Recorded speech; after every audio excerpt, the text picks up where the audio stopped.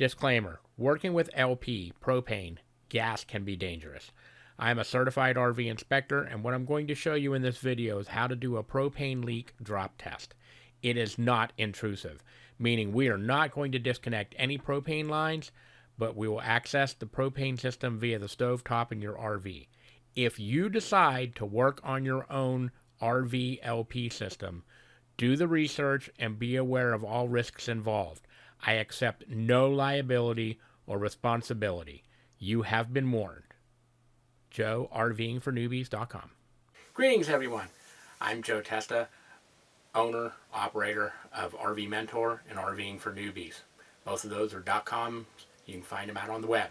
Today, we're going to talk about propane, how to conduct a non-invasive propane leak drop test on your RV.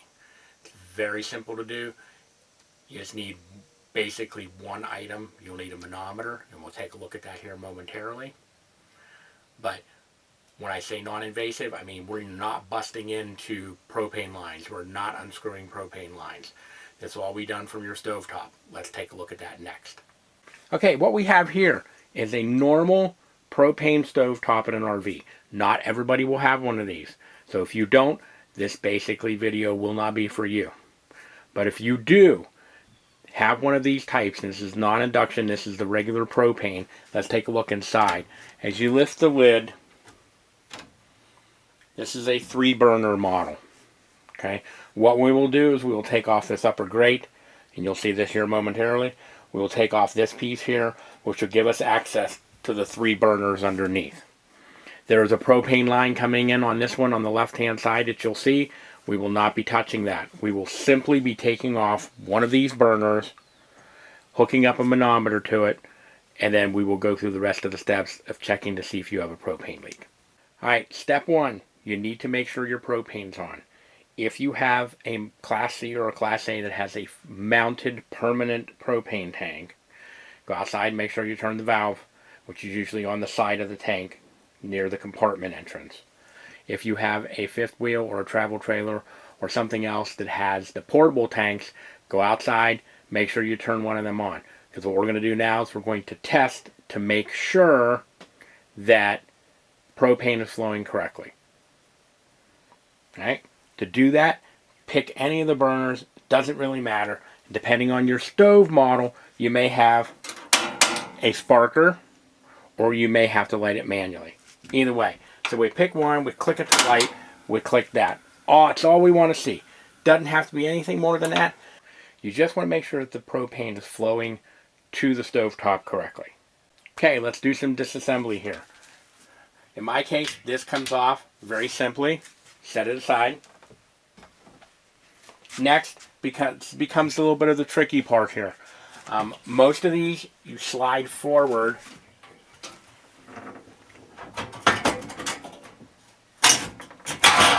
and they come off. Pay attention to the little hooks in the back. That's how you'll get the back part of it off. And we'll set that aside also. Now, here's what we got. We're going to get a close-up shot here so you can see what needs to be taken apart for this to work.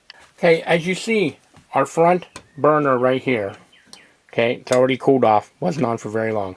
You have one screw that is holding this bracket in. That's all it takes to get that removed out of here.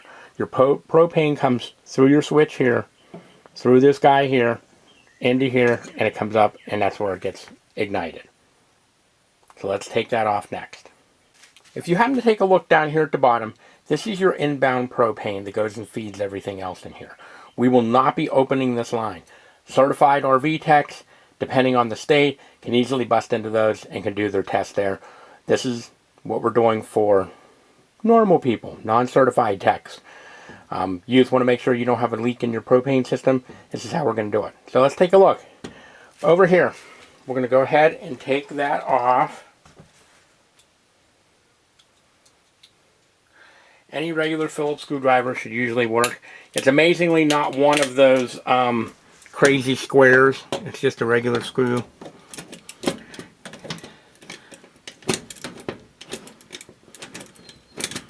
We just take that screw off, we set it aside, we take this head off, it comes right off the edge right there. and we just set that over there. Now, what you have is this end right here that we'll hook our manometer up to. Let's take a look at that next. Okay, here's our manometer case. It's a gas pressure test kit put out by Yellow Jacket. You can go to yellowjacket.com to take a look at that. I'll have a link in the description of the video later. Okay, so here's what the inside of the case looks like. This is our manometer. We're going to go ahead and remove it from the case. It has a little sticky in the bottom. Some people like to leave it in there. I like to take it out because I want to be able to set it over here in the stove. Alright, next up. This is the most challenging part of this whole thing.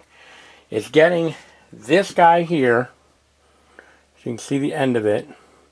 It must fit over this. And it is an extremely tight fit. Now, what I use, and you can use whatever you want to get it on there. If you're manly enough or womanly enough to get it on there without having to use a tool, have at it. Most of the time, I will attach it to the bottom. And today it went on. Whew. That doesn't usually happen that easy.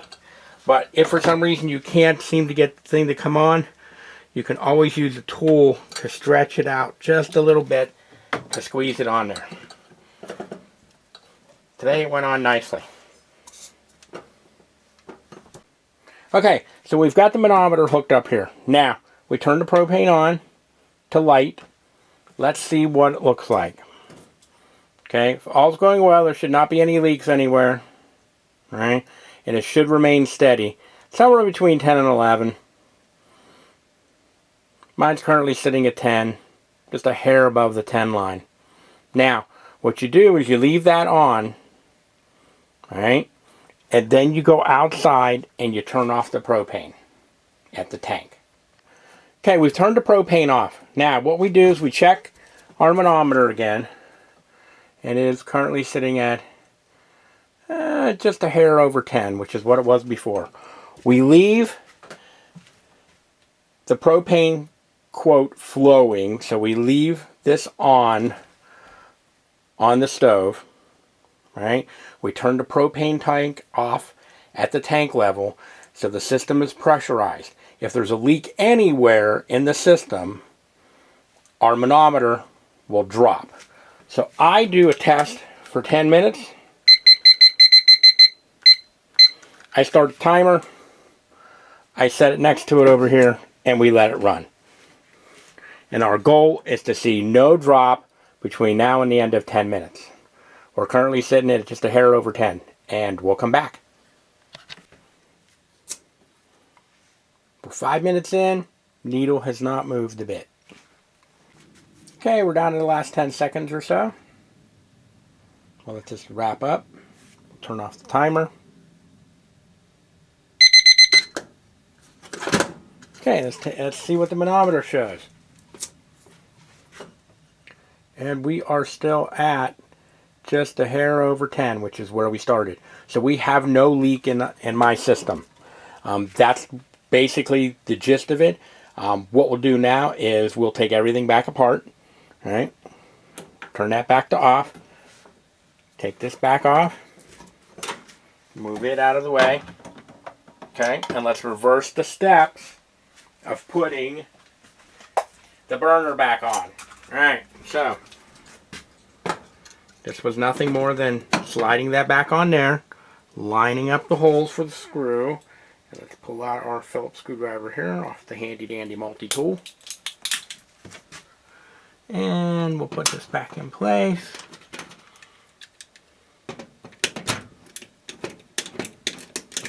Screw that back in so it sits where it's supposed to. Okay, and now we're going to go back out and turn the propane on. Make sure you turn the knob off here. Right, so everybody should be off. We'll go outside, turn the propane back on, and we'll test to make sure the burner still works. Okay, so this is the inside of my propane tank on my Class C. Here's my on-off knob. Here I have something that's called a device called gas stop. Now, there's a lot of discussion and fights and arguments online about whether you should drive with your propane on or off. This is a device I added. I'm not being sponsored by them. It's just a happy customer. A device I added so I have a little more peace of mind. If there's a huge propane leak, this bad boy will cut off the propane from the tank to the rest of the RV. All right, so if you happen to be using one of these, and they make them for both these type, as well as your portable tank. You want to have one on each tank if you decide to go down that road. They have, if it turns it off the propane because of a quick flow, you push that button there and it'll reset it. So we're going to turn the propane on nice and slow here. Now we'll go back inside and take a look at what we have to make sure that the burner still works on the stove. Okay, we're back inside. Propane is turned back on. Let's make sure this is going to light. And you can see we have flame. All right, turn this off. Give it a second to cool down, and then we'll put it all back together. Alright, so let's start with the bottom part first. Alright, let's see if you can see this. As you go to put this on, there are a couple of holes in the back. Alright, they fit on those metal things right there. So basically, you look underneath, you slide to make sure it's going to go on there. And it just fits right in there. Alright, you now take your grate, put it back on top. It usually has rubber grommets, fits back in there. We close it all up and we're done. One last check, of course, safety. Make sure all of your knobs are set to off. And that pretty much concludes how you go about testing your propane leak drop test in your RV. Questions? By all means, let me know. Got another video you'd like to see? Let's potentially look at that also. Alright, that pretty much concludes our testing of our propane system in our RV. Like I said before, you can do this with either travel trailer, fifth wheel, anything that you got access to the stove. Now, let's talk about if you don't have a stove. Alright, that is beyond what I'm willing to talk about here. Pay attention to my disclaimer at the front of the video. Alright, get an RV repairman, mobile RV repairman can come in and do a leak test for you.